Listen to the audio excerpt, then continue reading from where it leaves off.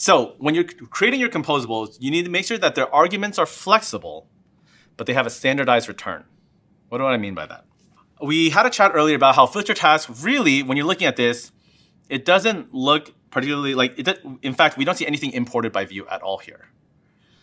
The problem is, when I mentioned flexible arguments, is that remember, when we're calling these in our components, filter tasks, let's see, where is filter tasks being called? Let's bring up an example.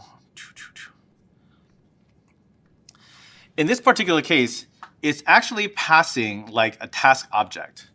But what if like task, like a new task store was like a ref of tasks? In this particular case, you're actually going to get an error. Because what you told JavaScript is that I'm passing you an array of tasks. But at this point, it's technically not an array of tasks. It's a ref that contains an array of tasks. And then, I guess I'm seeing some. I'm going to let you sit with that for a second. Would that be corrected if you passed in the value of the ref? Correct. If we did it like this, now it's solved. But this is why the recommendation here is to be flexible about it. It's because you can't really guarantee how your developers want to use it. And it'll always feel a little clunky.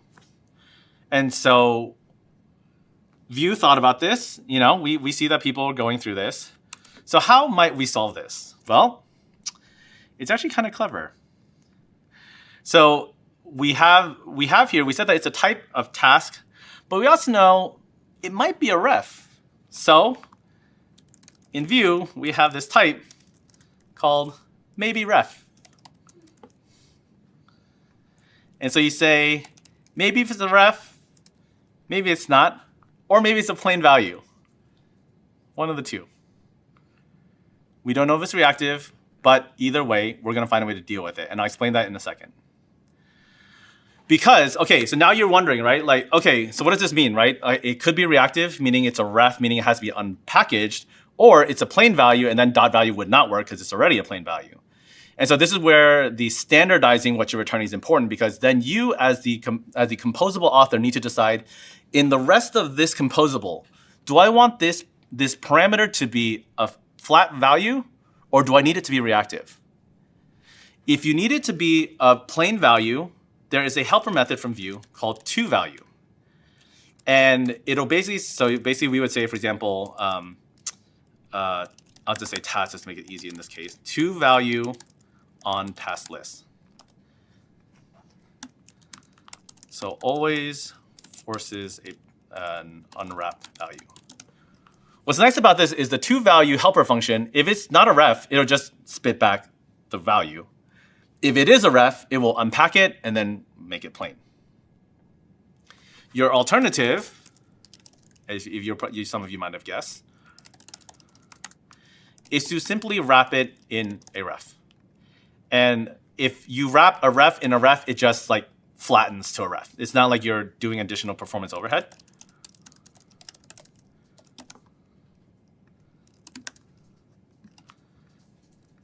And so this is where consistency, and so in other words, you don't enforce consistency at the parameter level where, again, especially with call signatures, you just don't know what developer is going to try to call it. So you say, cool, as long as you give me an array of tasks, whatever its method, I will then deal with it. I will standardize it, and I will follow through.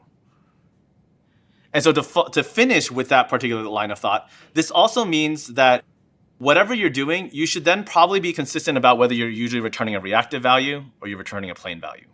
Because that is another choice then you have to make as the author. Because is this something that, and so one would probably make the case that if it's a composable, generally you want a reactive value because it's probably dealing with state. And so you want someone to be able to like subscribe to it, watch to it, etc. Whereas like, you know, if you were doing more like a utility function, maybe logic, then a plain value is probably the route to go. But again, to be very clear, that is up to your digression as an author of whatever composable utility function you should choose to do. But the key here is flexible arguments, standardized like execution within it, so that they go two hand in hand. And so I do have to wrap this up with one additional caveat, and I promise it's just the one more thing. So I mentioned that you have regular tasks. You have your regular value, which in this case is task array, and you have your ref value. But there's also, you can also technically get values from a function. And so in this particular case, you can imagine it, I think this is the signature. Return task store is a function that returns a task, an array of tasks. And so if you put return task store in here, this is also going to error out because it is not a plain value. It is not a ref. In fact, it is a function. So we also call it a getter because it's getting the value. So the reason I want to say this all in one breath, because I don't want people to get too far ahead of me here or like just run away and start doing stuff. Maybe ref is fine, but in reality, what you want is maybe ref or getter. And that completes the evolution of your maybe ref, maybe getter, maybe plain value. And with this type, you have like essentially a perfectly typed flexible parameter that can be used in whatever context, however someone wants to call something, because they decide to put a function inside of your method call, whatever, you're covered. And as long as you do your part in the next two pieces, whether it's flatten it or make it reactive, you're good. You're Gucci. Wouldn't you have to call it if it was a getter? No. So that's the funny thing. ToValue and ref will just do their thing. Yeah. So that's the beauty of like standardizing it at the very top. You're like, I'm working with reactive values. Boom. This is what I'm doing. Or no, just plain value.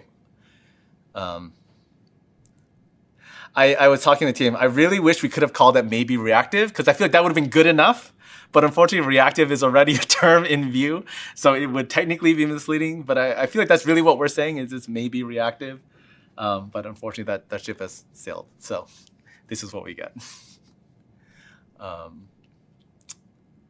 Anyhow. Yeah. Any questions about this pattern of flexible parameters but standardized outputs? I mean, maybe it's just me, but flexible parameters, it sounds a bit like a drug looking for a disease state. Like somebody wrote this really cool method called maybe ref or getter and said, how should we use this?